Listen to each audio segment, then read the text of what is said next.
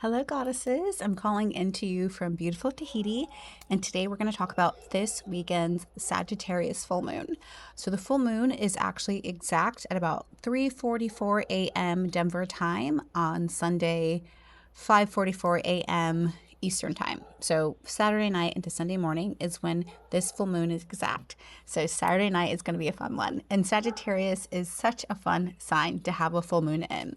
Sagittarius is ruled by the planet Jupiter, which is all about luck, expansion, having a good time, being jovial. And so this weekend could be a super fun time to go out, be social, dance, party.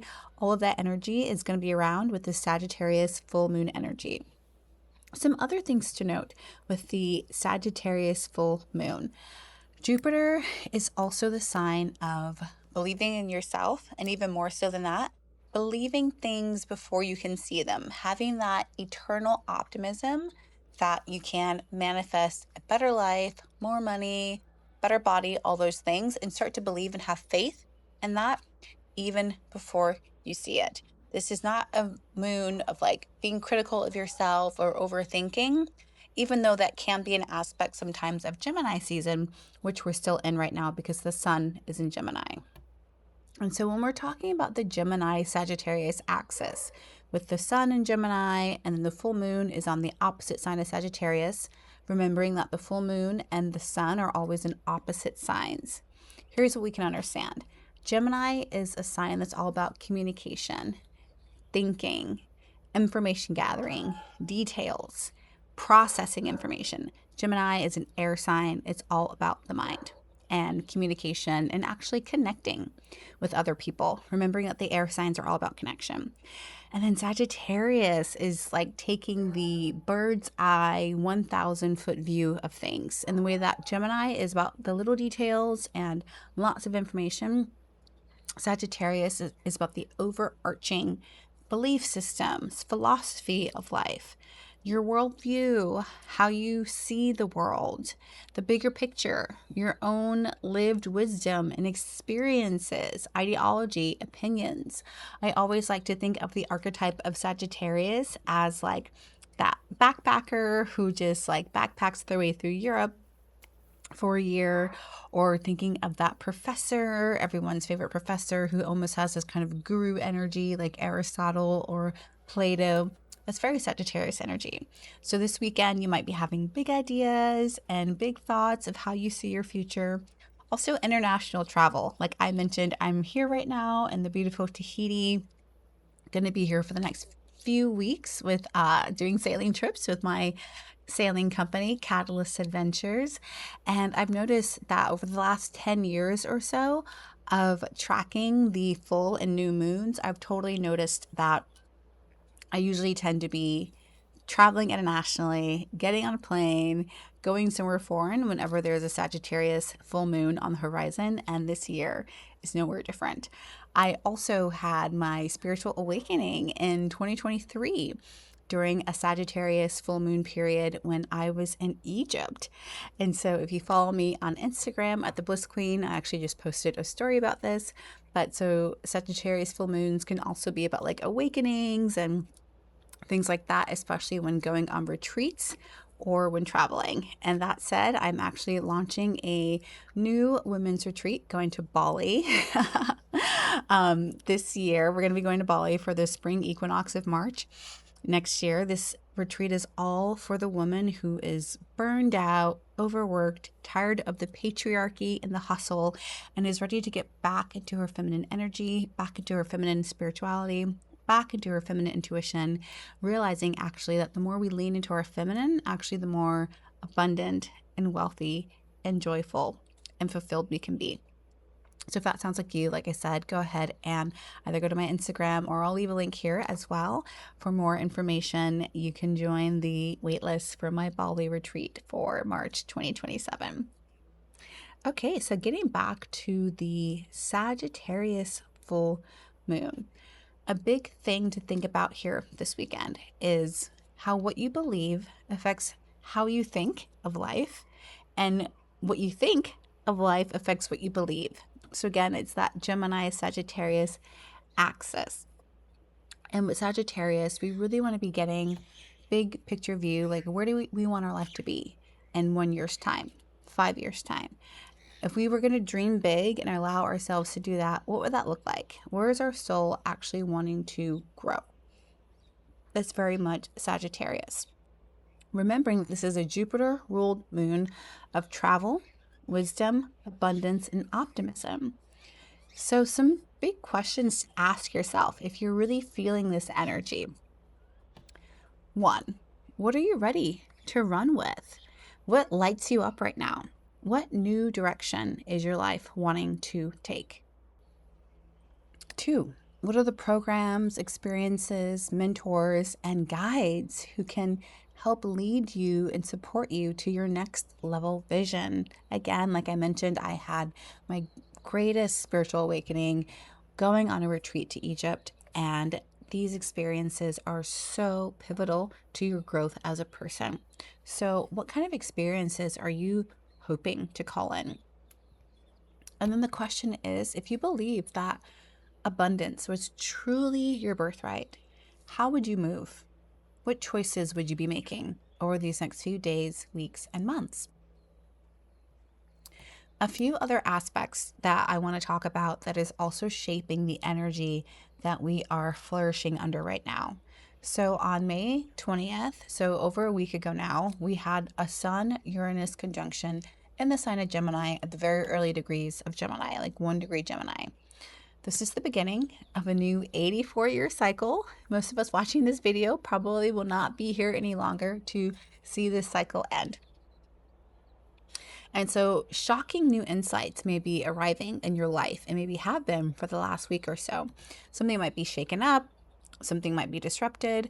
What you thought your plan was or the way that you thought you were going might feel different. Maybe new insights, new ideas, new things you're curious about, new skills you're wanting to learn may be coming through from the Sun-Uranus conjunction. I know that that's definitely happening for me in my life with my clients, and you might be feeling the same thing. That new information has been arriving in your life since May 20th that is changing how you see the world and how you want to move forward in your life. Also, right now, we have Saturn in Aries making a sextile to the Sun in Gemini. This is going to be exact about 2 days after the full moon, so really early next week. And this Saturn in Aries is a really grounding and stabilizing influence. It's trining the moon in Sagittarius, so it's really grounding this energy right now. This Saturn in Aries is helping us to stabilize the new start that we might be making since these new downloads came in under that Sun-Uranus conjunction in Gemini. The Saturn in Aries may also be gracing us with long-term perspective, and we may see what we want to say yes to that may feel different than what we might have even wanted to say yes to even a few weeks or a few months ago. So pay attention, especially 1 or 2 days after this full moon this weekend. A concrete plan of moving forward may become evident for you. You might feel like, I've been thinking about this long enough. It's time to move. It's time to say yes. It's time to go. And that Saturn there in Aries is supporting you. And then Neptune in Aries. Neptune in Aries can, in a way, be dissolving something that's no longer aligned with your self-identity or your higher self or the new emerging concept of yourself. Again, Saturn being that planet that dissolves boundaries, that opens us up to the collective unconscious, that spiritualizes anything that it touches. Neptune really representing the oceans of the deep and the unconscious and subconscious. And so Neptune in Aries may be bringing to life a new passion in your life, something your higher self has been calling you toward. Again, lots of newness happening under this full moon energy this month. This Neptune in Aries may also be enlivening your dream world. You might be getting strong messages or visions through your dreams, intuitive hits around the time of the full moon. So definitely pay attention if you're getting answers or solutions to your problems or getting ideas that are coming through in your dreams. This Neptune in Aries can really be supporting that as well. And then we have Jupiter in Cancer. And being that Jupiter is a planet that rules Sagittarius, Jupiter in Cancer is a planet that is ruling over this full moon in Sagittarius. And so Jupiter in Cancer is very much about your emotional home, what makes you feel safe, what makes you feel protected.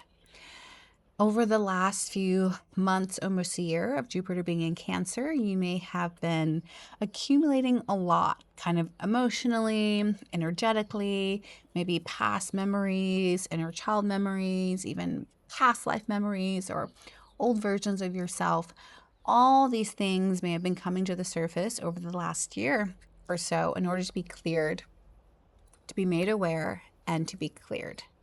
And Jupiter in Cancer has also been teaching all of us emotional intelligence, wisdom, and clarity around our own needs. And so that might also be coming up under this full moon in Sagittarius. And also in Cancer, we have Venus right now, and Venus loves being in the romantic and watery sign of Cancer. So this might be an amazing time to be doing heart opening exercises. This is a beautiful time of just opening to the heart, opening to what you're feeling, to your emotions, and things like that. And again, this is also a great time to clear away what has been blocking the heart, whether that's old wounds, old grief, or anything that may be lingering. And speaking of healing, we have Chiron in the sign of Aries, right there with Neptune and Saturn. But Chiron is at 29 degrees of Aries. It's at the final degree of Aries, the critical degree, representing endings, completion, culmination. And so a significant healing chapter in your life may be completing. Wherever you have Aries in your chart, whether it's the first house, the third house, the ninth house, some type of healing cycle is coming to completion. Okay, especially if you've done the work, especially if you've been doing the healing and the inner work and working on yourself, there could be something here. And Chiron brings loving and healing insights to where we may have felt wounded or not enough or missing in self-love or self-value. And Chiron brings love and healing to these wounded parts of us. Again, this could have been a time when you were exploring things like inner child work, shadow work, or other healing modalities. And you may find now that you finally have been able to let go of some of those old stories, heal some of the patterns and the imprints and the stories that you told yourself that you've been holding on to for so long, maybe about your parents or an ex or your education, something that wasn't quite true, or something that you were just ready to find a new perspective on. Money, your body, health, wellness. For all of us, it's going to be something different. But look at where you have Aries in your chart and you'll get a better idea of the story that you've been healing for the past few years. And also something big is happening over the next few weeks going into June. The karmic nodes of the moon are shifting. The nodes of the moon, and therefore all the eclipses, have been in Pisces and Virgo. So for the past year and a half to 18 months, all the eclipses have been happening in Pisces and Virgo. Now, the karmic nodes are moving into Aquarius and Leo. So now we are gearing up for an 18-month eclipse season, where all of the eclipses and all the fated events and the healing and also sometimes the chaos are going to be happening in the signs of Aquarius and Leo. So this is where we can have a quantum leap in our growth. We can be catapulted into a new life, a new direction, a new chapter. And especially again, for those of you who are already doing your inner work, you could really be feeling this growth. So again, have a look at where Aquarius and Leo fall in your chart. And that's where there's going to be a lot of karmic energy that's going to be concentrated over the next year and a half to 2 years. And so just overall Sagittarius themes, just remembering that Sagittarius is this mutable fire sign ruled by Jupiter, the planet of luck, abundance, expansion, optimism, the big picture. Realizing also that this Sagittarius full moon is asking us of, what direction are we going in life? Sagittarius is the sign of the archer, the centaur. It's all about where we're aiming, our goals, our objectives. And so this full moon might be putting more energy into that for you, of what your goals are in life and where you're wanting to aim, where you're wanting to head. And remembering also that Sagittarius rules over these themes like travel, retreats, higher learning, philosophy, astrology, wisdom, law, publishing, faith, religion, the meaning of life, spirituality. All of these things are ruled by the ninth house.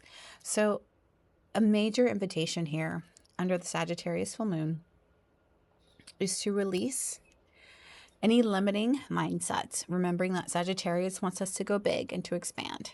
And also remembering that abundance is your birthright, and that any limiting beliefs that you might be carrying about like money, or like what kind of person you are, or what's available to you, or what you're worth, these subconscious stories that may be coming in from childhood, from trauma, from past relationships, these may be ready to be cleared under this full moon. And so I wanted to give a personal little insight into my own Sagittarius full moon story. I mentioned earlier that in 2023, I went on a women's retreat to Egypt that literally changed my life. It's so crazy what happened. And I almost didn't go because I didn't think that I would be able to afford it at the time. And I had all these limiting beliefs around money. And also I had money realities where I just didn't know if I'd be able to make it. But I just put faith in the idea that I was supposed to be there. And of course, as it always does, when we believe in ourselves, it worked out. So I went to Egypt and I actually had a spiritual awakening in the temple of Dendera. It's the temple where the goddess Hathor is being acknowledged. And Hathor is actually also the goddess of astrology and also the womb space. And I had no idea about these correlations when I went to the Temple of Dendera during that time. And the fact that I am an astrologer and also a womb healing practitioner, Hathor was like, she spoke to me in ways that I did not expect, that I did not know was coming. And so since I had the spiritual awakening, I was ugly crying at the temple. Like all these messages were coming through. Again, if you follow my stories on Instagram, you may have seen this. And so since I went on that retreat, my life has never been the same. By December of that year, and this was like in May or June of 2023 when the full moon in Sag was occurring. By December of that year, I had stepped fully into a role of priestess. I am a astrologer, or sorry, I am an attorney by trade. And so I'd been working in international human rights and business law before that, prior to that. And then I had this spiritual awakening on this retreat in Egypt. And then literally by December of that year, so 6 months later, about, and kind of stepped into this new identity of priestess. And this had been something that I'd been kind of like playing with and wanting to do more since 2020, but had not quite actually stepped into that role and into that identity until I went on this retreat. And then by March of 2024, I had just massive success. I hit the first 6 months of a new business that I had just launched in December 2023. So kind of at that same time as coming out as like a full-time priestess. So I had this immediate amount of success. And then by July of 2024, so again, just over a year after the trip to Egypt, I left the legal field for good. I said sayonara to being a lawyer, and I've been full-time priestess and also an entrepreneur and running other businesses since then. So that is literally my Sagittarius full moon story. You never know where travel and mentorships and retreats are going to take you. And this Sag full moon energy is so juicy and luscious with that, pregnant with that possibility. So if there is some kind of experience that is on your heart, whether it's learning, mentorship, traveling for a retreat, signing up for a yoga course, whatever it is that is speaking to you, see what comes up under the Sag full moon. And again, move through your life as if you asked yourself that question that I presented at the beginning. If you truly believed that abundance was your birthright, how would you move through the world? what decisions would you make? What kind of people would you be surrounding yourself with? What experiences would you be opening yourself up to? Even if it wasn't completely obvious of how you were going to fund those experiences. I can't say how many times I said yes to something and did not know how I was going to pay for it. And then it always, always, always came through. And now I'm just living in such alignment and such overflow of abundance that I'm just shocked in how much change I have quantum leaped in the last few years. So again, if that is speaking to you, and especially if my specialty is working with women who are ambitious and come from the corporate world, the legal world, maybe you're an entrepreneur yourself, but these ambitious, highly functioning, overachieving women. And now, as you are rising up the career ladder, you're realizing that you just cannot push in the way that you've been pushing before. Your hormones are getting out of balance. Your adrenal fatigue is starting to show up. Maybe your hair is going gray or even falling out because you've been living in this masculine hustle mode production culture, this 24/7 work, work, work. And that's not the way that the feminine is meant to work. We are meant to flow with the cycles of the moon. We are meant to flow with the cycles of the season. And actually, we become more abundant, more wealthy, more joyful, more juicy, more sensual, more full of love when we as women can really get in touch with our bodies, with our sensuality, and over all of that, our intuition, because your intuition is really what guides you into living an abundant, beautiful life. So if this is at all resonating with you, like I said, go ahead and check out the link and look into my Bali Women's Retreat, all about sensuality and abundance and embodiment. We are going to be meeting in Bali over the March equinox of 2027. So go ahead and sign up there if that sounds good to you. And otherwise, regardless of what is coming through for you, I wish for you to have such an amazing Sagittarius full moon. I hope you get all the downloads and all the insights and all the spiritual yeses to whatever your next quantum leap and your next big step is. I love you so much, and I'll see you for the next one. Bye.